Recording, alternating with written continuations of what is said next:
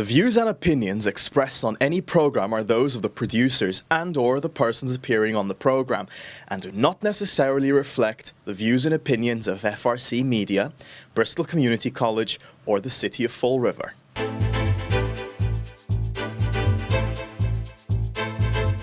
Thank you for joining us here at FRCMedia as we get ever closer to the municipal election on November 4th.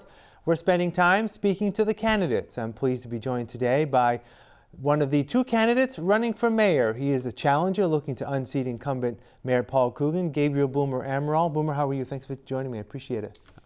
Dry now, so it's a little better. I know, you come here on a rainy day, unfortunately. Yeah, okay. It is what it is. So I actually want to get through a lot today. So if I interrupt, I want to try to get a lot in about our half-hour time here. I actually want to start with something that's been in the news over the past week. There was a news report that some of your in-laws have filed suit against you over what they say is your lack of payment of a credit card bill. You have said that actually you've paid that bill plus more and you're actually owed money. I want to give you a minute just to discuss that and talk about that if you could. So over the last 2 years, it's been there was a messy divorce involved, right? I had offered to pay for things, I had given her a vehicle, all this stuff. Basically, it came down to she's going to take more, she's going to take everything, that kind of stuff, right? So it started getting really messy. She did not pay for the vehicle. The judge ordered her to pay for the vehicle. Judge ordered her to pay for the insurance, ordered her to pay all her own stuff because they saw what was really going on. And she didn't. She left it there. So I had to take all that stuff back. The in-laws gave her their vehicle, went out and bought a new vehicle, thinking that she's going to get all this money in the divorce and they're all going to kind of make money and pay everything off and do all this stuff. As for the credit card stuff, and thank God for that judge really seeing through, because this is Massachusetts, that doesn't always work. So thank God for the judge seeing through that. So when we were younger, the credit card was to establish a longer history of credit, because I didn't use credit when I was younger, right? I always pay for cash. I always pay with everything. I don't like credit. I still don't like credit, but now I know how to manage it, like debt, good credit, stuff like that, rich dad, poor dad stuff, right? Buying houses and doing that stuff. So that credit card was used for a vet purpose for me. My dog had, I was away from the military. My dog had gotten bloat. Something had happened. His stomach had turned. She didn't bring him in. We had to go to the emergency room. That was the only card I had on me when I had come in, because I used to take that to travel while she was home or whatever it may be. So we used that card. That was about $6,000. Paid that. I got a fraud alert on my card when we were buying a piece of furniture. So I had called her, hey, we're gonna use your card, I'll give you the cash. Got that card, used it, paid it in cash, literally the next day. It just didn't have my other card with me and it was after hours, so I couldn't call Capital One, right? That was it for real big expenses. There was a repair at the house. When I wasn't home, there was a repair for a water line coming in from the well. It was like another $2,500 or something like that, or $3,500, and that was paid. So total charges like that I've used it for like things like that, I want to say it came out to like just about $19,000. In her statement, she says I've already paid her over $26,000. I just didn't pay attention because every month the money gets deposited, she just takes it. I never even looked at it, didn't care, right? They're my in-laws, right? They're gonna do what they're gonna do. However, come to find out, I don't see these charges. I don't see what goes on that card because it's not in my name. Like I don't have access to the account, right? I'm just added as a user basically to show like history of credit to buy houses and stuff. So that being said, come to find out her daughter was using that card to buy Broadway tickets, to go on dates, to get her hair done, to get her nails done. If you look at the charges, I have the list. I can show it to you. I'll show the people. I don't care. Now that they brought it up, I can do that, right? But I couldn't do that before because it would be me interfering. But now I can do that. How many Coach bags do you think I own? Do I look like a guy that walks around with pocketbooks that cost $400 or $500? I don't think so. Right. Things like that. So that's what they're trying to charge me for. Right. Because they didn't get the money they thought they were going to get in the divorce. Right. This is just a tactic for them to try to steal more money. They've tried attaching my house. They couldn't do that, right? That already got disproved. They tried taking my children's savings accounts because I'm on there because they're minors. Like what kind of grandparents would do that, right? What kind of mom would do that? So these are the kind of people you're dealing with. All right. It is what it is. All right. I want to move on and talk as much as we can about the campaign between now and November 4th. You mentioned, and prior to this, you recorded a 3-minute statement, which you can find online and also on our channel. And basically, I believe you're approaching this candidacy as basically what has this mayor done over the past 6 years? You know, what has it been good for you? Talk about, in general, what that means to you in terms of why you're running, in terms of what's been happening in your view over the past 6 years. Well, I mean, if you look at the past 6 years, just in my life, in my home alone, I have a child who's been sexually assaulted in our school system by a good friend of the mayor and family of somebody on the school committee. I have dealt with the school committee members getting my minor child's information illegally from the school and knowing about the situation, because you can't share that, but somebody clearly did, right? We've dealt with a corrupt principal who lied. We've dealt with a corrupt police officer who lied, which I have on video. So we're dealing with, that's just me dealing with just that stuff, right? That's just on the school side. Then you're looking at the cost of living. You know, I bought this new house in October of 2020. My taxes were about $3,200. I don't know the exact numbers, but it's like 32, we'll say 35, we'll go on the high end, right? My taxes are about $8,000 now. In 6 years, our taxes have gone through the roof. And you can sit here and say, oh, it bodes well for the city, right? All these rents bode well for the city too. But it doesn't. You know, my property value, I'm being taxed right now based on the appraisal and the assessed value is a difference of, I think, like $11,000. And I'm like, you're taxing me at like 90%, 95% of the value. We don't tax people on that, right? But they did that, and that's intentional for some people. However, you can't just keep taking and taking and taking and bringing nothing back to the city. Our streets are worse than they've ever been, but go to his neighborhood. New pipes, new sidewalks, new streets, everything's ready to go. So once they're done, they get top dollar for their property and they leave us with the bill. And we can get into that if you want to. That's the only reason he's really running. We know this, okay? They haven't settled the waterfront yet. They haven't sold it out yet to give us the bill, and they're going to leave. And they're going to make millions of dollars on that. We all know the families. We all know who's doing it. And I'll call it out. I don't care. So for me, the cost of living has grown exponentially. The education system has failed everyone that I know. There's not a single person that I've met that has said anything about the education system being great, the education system getting better. Our teachers are leaving in droves. Our police officers are leaving in droves. Firefighters are still underfunded, still don't have the equipment they need. You know, we threw a little bit of money because of the publicity that he got over the catastrophe that he's responsible for. He's had 6 years to listen to the fire department and the needs of the fire department. 6 years.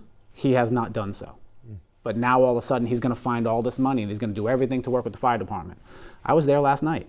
His answers were, well, I don't really want to put my name on that just yet. Well, you know, I don't really want to get behind that just yet. Because he knows damn well he has no idea how to do it. I do. All right. I actually want to get into that right now because a lot has to do with the budget of the city of Fall River, right? The city of Fall River this year, including the enterprise funds, city's budget is over $500 million. Like 516 and change. 514, 516. Something like that. Is that number too high? Or is it something where if you had access to that $514 million, you would spend it differently? And then how would you actually do that? Or if it is too high, where would you consider cutting? Well, I do believe it's too high. I 110% believe it is completely mismanaged. I believe it is done intentionally. I don't think it's a mismanagement of he doesn't know. I mean, look right now he's got no city administrator, no purchaser, there's nobody. There's nobody to tell him what he can and can't do right now. He's writing blank checks and he can do whatever he wants. There's no oversight, right? There's nothing. So that tells you nobody wants to work here. People are leaving housing. People are leaving city jobs right now. Why? Because they know what's coming. They know we're going to investigate it. They know we're going to find it out. They're leaving. The budget's way too high. Do I think we can lower taxes? I mean, the problem with that is once it's there, right? But I do believe that we can get a lot more for our money. You know, we have unfunded mandates at $15, $16 million just in transportation. You're talking excise taxes. We've overpaid $3.2, $3.3 million a year because they're telling us in engineering they can only handle $5 million a year and we're bringing in over 8.2. So where's the other 3.2 going? Oh, it goes in the general fund. Over the last 6 years, that's $18 million. Where'd that money go? Where did you take $18 million? And why? We could have fixed the fire department and their buildings and facilities with that $18 million over 6 years. Right. Not a penny has gone to it. So things like that just have to be addressed. It's not hard to do. The problem is they don't want to do it, because once it's in the general fund, that money can go anywhere. You know, we've had times where DCM was getting paid for, they got paid for snow removal, but we shred the receipts, and that was $7.2 million. So we paid them $7.2 million again. What? For snow plowing? For snow removal? So let me just ask you, so in that scenario, excuse me, in terms of your priorities, would you better spend, and we're going to take school separately, because that's a large chunk of like $273 million. Lion's share of the budget. Yeah. So would you, in terms of the city side of things, would you necessarily say that the money is not well spent? So you would keep that side of the money, but spend it in places where there are these unfunded mandates. We need to make repairs in the fire department. We need to hire more police. We need to hire more firefighters. I guess I'm looking for a little more. So on the city side, the very first thing we're going to do when we figure out how to reallocate the money is take care of the fire department. Because to me, that is our weakest link right now. Not because they're not doing a great job, not because of the firefighters, but because of the conditions they are in, because of the antiquated equipment that they have, and because of the manpower they don't have.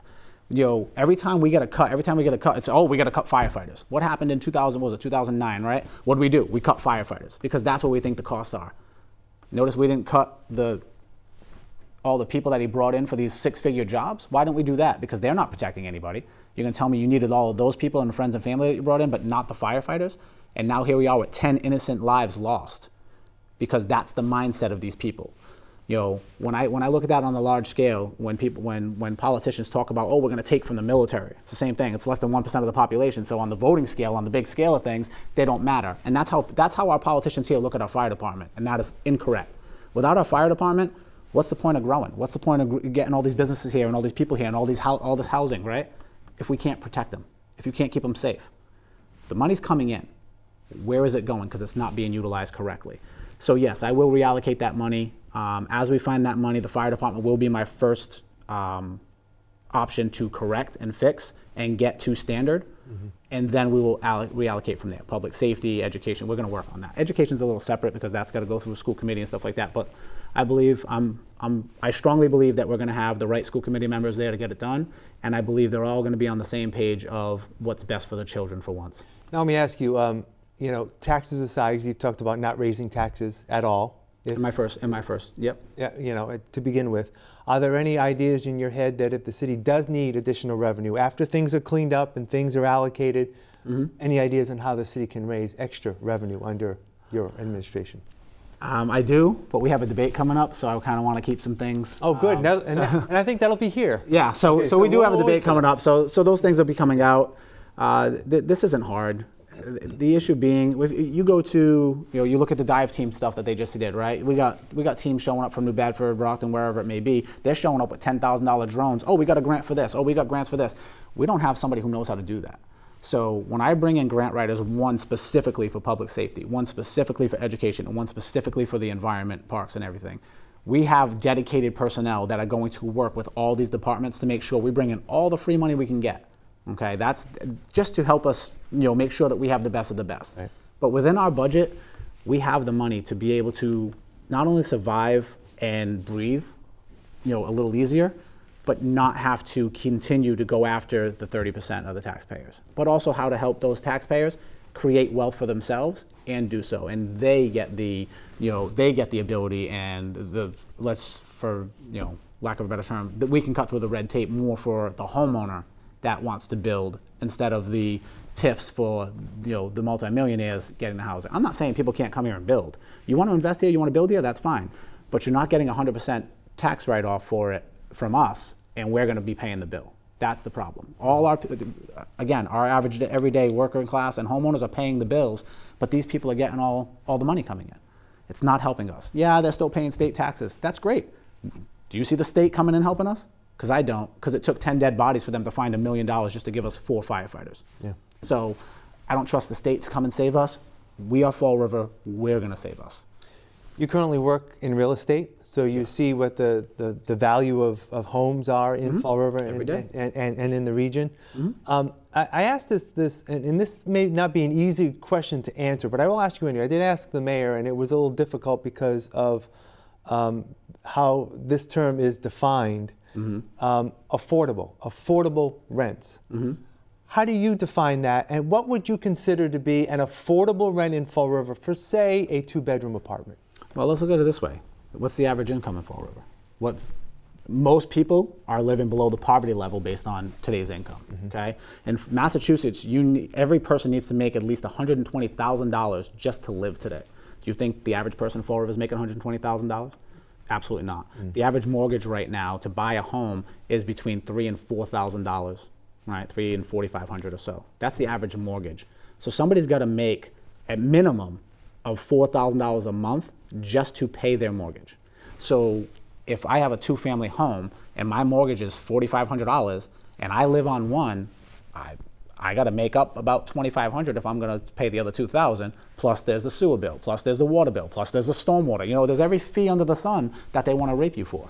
You can't have that, and you can't lower rents if that's the cost of living today. Well, it's like, well, if you can't afford it, you shouldn't buy it. Well, they can't afford it, but they're investing, and they're also there to make money, and that's what buying homes like that is. Okay. So when people talk about things like rent control, it's not a reality. It's not a real thing. You can't tell a free people what you can charge for whatever. You want to sell me that tie and I'm willing to pay $100, you can take $100. You want to sell it for $1,000 and somebody's willing to pay that, where are you going to go to? You're going to go to the guy that's going to give you $1,000.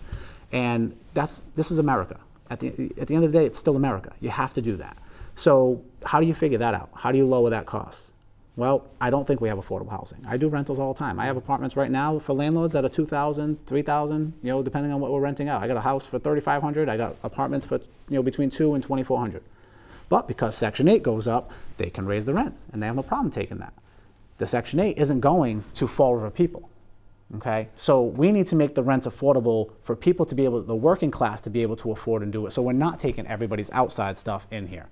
Now, Keith comes to me and says, hey, I have this piece of property on the side of my house. I would like to build a 3-family here.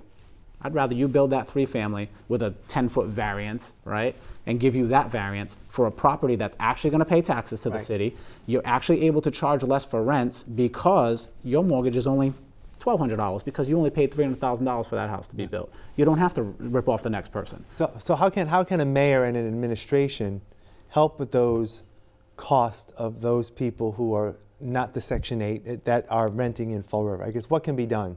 I mean, holding the line on taxes. Yep. Right. But the taxes they're paying now, it's still not going to help them in some ways. There are benefits that we can deal with homeowners right now, current homeowners right now. If you're willing to, you know, I have a plan that I want, and again, I got to see where. So once I figure out where the money, you know, we went from 1 marijuana, dispensary to what, 9 right now, maybe 11, something like that. I think it's 9, and the marijuana money hasn't changed in the budget the whole time. Still at like 1.8, 1.9. So you're telling me we opened all these businesses, but the tax revenue from these businesses is still the same amount? How? It doesn't make sense. The numbers don't add up, okay? Again, I got a Durfee education, I understand that, but the math is not mathing, okay? So when I look at that kind of stuff, something's wrong. The shell game is in place. We're gonna find it out, and we're gonna make sure that those things are paying their fair share as well. Everybody's gotta pay their fair share. When you go to a homeowner and you tell him, hey, listen, I understand these are your costs, these are your fees. Maybe we give them a break on the stormwater. Maybe we give them a break on whatever it may be, on the water bill itself. Maybe we give them a break on taxes if they're willing to go a certain percentage below market rate to help ease that homelessness problem for those that are just, they're not addicts, they're not mentally ill, whatever it may be. Those are the poverty level ones, right? If they're willing to take maybe one of those apartments and use it for that, maybe we give them a tax break. I'd love to help the homeowners. Because bringing in market rate housing for $3,000 a month apartments is not the answer. Then how would you make up, again, that revenue without cutting something that may be? Well, that's it. I mean, cuts are going to have to be made somewhere, but we have it. We have it. This man has grown our government by more than double. You know, we were working almost on a skeleton crew under Correa. You know, again, I don't agree with anything he did, but the man had a $9 million surplus for a reason, okay? We can run the city more effectively and more efficiently. We don't got to give a job to everybody that we know and everybody that votes for us. We don't have to do that. So there are things that are going to be cut and things that are going to be hurt. But again, like I said, when you're looking at, we're missing $3.2 million a year from just excise tax. There's still one line item, right? Just excise taxes. $18 million over the last 6 years. Do you think we could have helped out in taxes? $18 million less in taxes over the last 6 years? I think that would help some people. All right. So there's things like that we're going to go through. I want to shift gears. Go for it. So we talk about schools. Let's talk about schools. Your issues aside, okay, how would you view being the chair of the school committee and making the operation and the educational attainment levels better here in the city?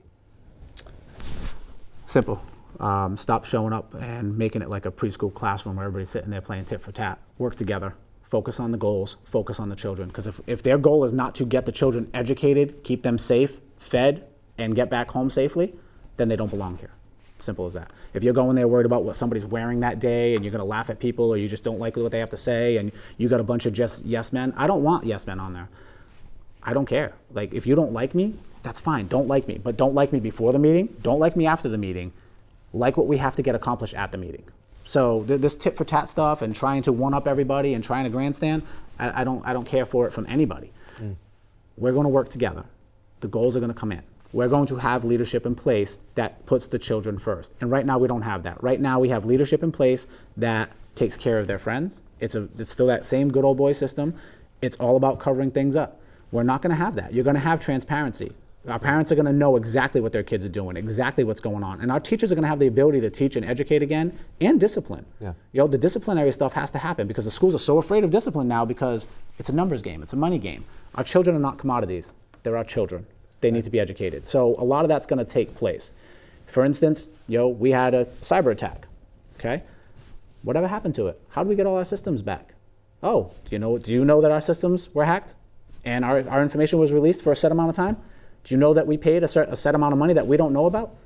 Do you think that money could have been spent better? I do. Do you think we could have protected our systems ahead of time, again, instead of being reactive? We can't protect our people ahead of time until a tragedy happens. We can't protect our information and our students. What about kids in foster care in that system? What about sexual assault victims? What about families who left domestic violence that now their information is released because of that cyber attack? Yeah. And yet they don't think they have the right to tell everybody what's going on and using our tax dollars to cover it up? That's a lack of leadership. That is criminal. And everybody in charge that made that decision should not only be resigned or be fired, they should be investigated and charged. I want to move on to another issue in terms of our city neighborhoods. A lot has been made. We talked last time. And by the way, if you want to take a look, go to our website. You can find our first interview with Mr. Amaral for the preliminary, where we talked about some issues that we're not going to get to today, but he did expound upon it back during the preliminary election. Our neighborhoods, we talked about 79, and that's going to, the construction is going to be completed next time, in the next year or so. Then the development will begin. What about the rest of our neighborhoods? Correct. What are your plans in supporting them? The rest of our neighborhoods need the help now. 79 is going to be 79. We're going to have to figure that part out. We're going to fight that part out. We're going to try to get whatever we can get because I believe the city should have a say in it. The city should have some of that land and some of those rights in that and how we want our city to be and what we want for our family and friends. So I agree with that, and we'll fight that. We'll fight that fight all day, despite that. I'm not the only Democrat on the stage, and they won't work with me, I guess. But we'll fight that fight. I guarantee it. And I think the people will get behind me because the people want our city back too. So for me, we're going to take, when they're talking about, when engineering comes down and they say, oh, we can only handle this 5 million, whatever it is.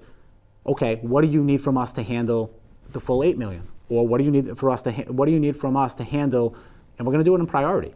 If this part of the city's been done, which again, mayor's part of the city's been done, it's being redone, where's the Flint been? Where's the South End been? Nobody's getting anything, okay? There are some streets still in the North End that haven't been tended to, and you can see where it is.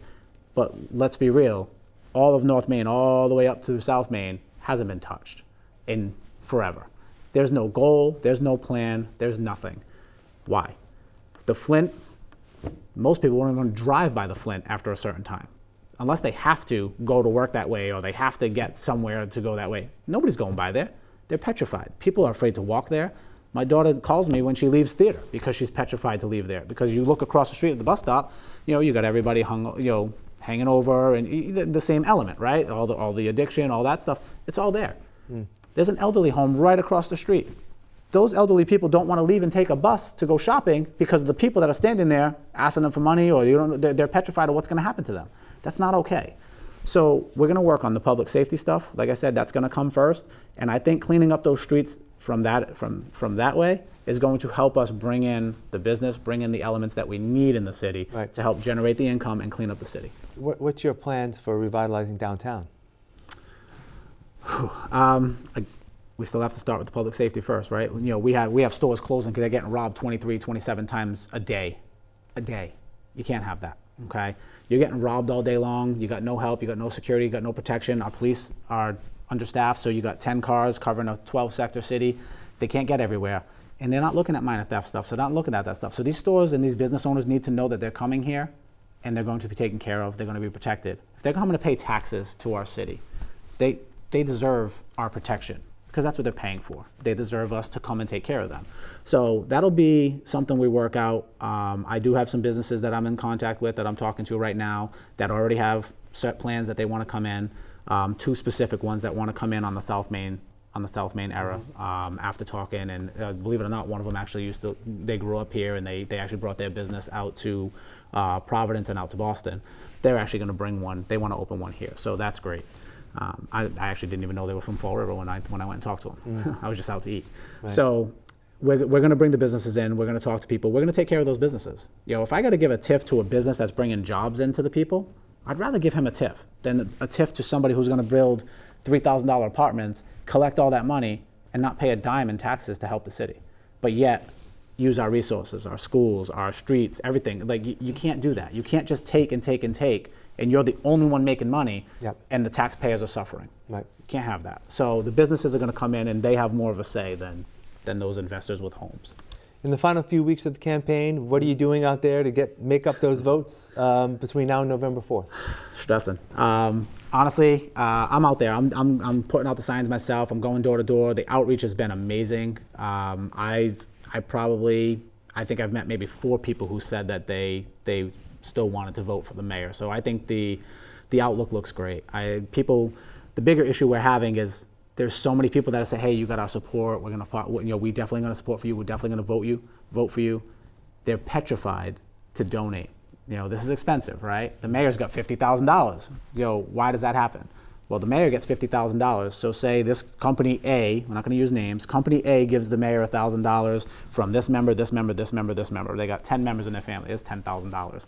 The mayor goes out and writes a check to your organization for $250, $250. He gets 4 organizations for that same $1,000. Oh, he's a great guy. He shows up. He gives us money. He donates. He takes care of us. Awesome. That company for $10,000 just secured the fact that they're going to rob your tax dollars for the next 2 years at millions and tens of millions of dollars, because the mayor's going to pay them back with jobs. That's how that little slush fund works, okay? I'm not out there trying to collect that kind of money. I could do just like I'm going to do with the budget. What he's doing with the full budget, I can do with much less. What he's doing with his campaign funds, I can out-campaign him with much less, and I'm going to. I do have a fundraiser on the 17th. 7 to 10. Yes, it's chow mein. I don't know why everybody really just wants a chow. I'm like, I offered good food, and I love chow mein too, but everybody wants a chow mein meal. So we're going to have that at the Liberal Club, 7 to 10. The tickets are on sale for $40. If anybody would like to donate, please reach out to us. Please come and join us and come ask your questions. I don't shy away from anything. Any questions, you can ask any reporter. Anytime anybody's asked me to come out, any interview, I'm the only candidate who's been to every interview, been to every debate. Even the mayor has avoided some. Yeah. So there's a reason for that. One final minute, I'll have you look at that white camera right there and try to convince people why they should vote for you on November 4th. I don't think I can convince anybody of anything. Either you feel that you're better off today than you did 6 years ago, then your decision's made. If you feel that you deserve better, if you feel that you're not getting what you need from the city, you're not getting the education your children need or you need, you don't have the jobs here, your taxes are too high, your roads are too bad, the crime is so high. If you feel all of those same problems that I have and those issues affect you and your family like they do me, there's no convincing that needs to happen. I am the only choice that's going to rectify this. I am the only choice that's fighting with you, not for you, with you. This is our city. We are running for mayor. I'm not running for mayor. I'm just the one who's got to go through the harassment and the crazy stuff of going through my records and my divorces and all that stuff that they're looking at, right? We are running for mayor. We are running to run our city again and take it back and get it back to where it belongs, the way we grew up, the way we want it to be. Safer, more affordable. We got to take care of the average everyday person here. We can't continue on the path that we're on, taking care of the same 4 or 5 families, taking care of the same wealthy people, and everybody else is fronting the bill and suffering. That has to stop. Vote for me. All right. Thank you, Gabriel Boomer Amaral. Thank you for your time. No, thank All the you. best. I'm sure we'll talk soon. All right. Thank you. Thank you, sir. And thank you for joining us here on FRC Media. And please make a point to vote on Tuesday, November 4th.